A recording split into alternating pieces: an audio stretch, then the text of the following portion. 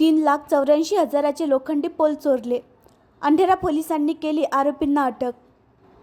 महाराष्ट्र विद्युत कंपनीची अशोका बिल्डकॉन लिमिटेड नाशिक कंपनीचे शेळगाव आडोक येथील पॉवर हाऊसमध्ये ठेवलेले तब्बल 3,84,000 रुपये किमतीचे 32 लोखंडी पोल चोरणाऱ्या 2 आरोपींना अंधेरा पोलिसांनी गजाआड केले आहे.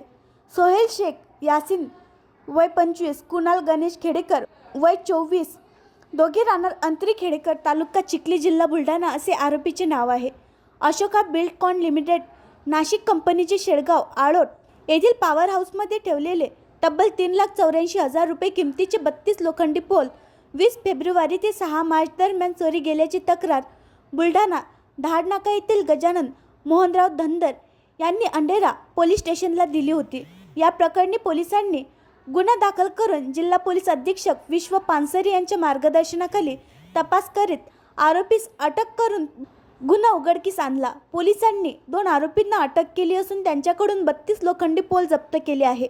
इतर आरोपींचा शोध घेण्यात येत आहे.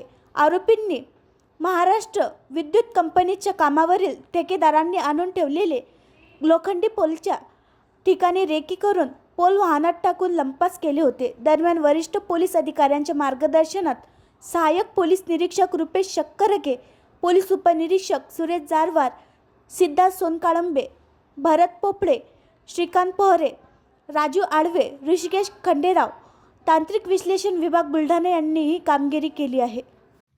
आणखी नवीन व्हिडिओ पाहण्यासाठी आमच्या देशमुख एक्सप्रेस न्यूज चॅनलला सबस्क्राईब करा, लाईक करा आणि शेअर करा.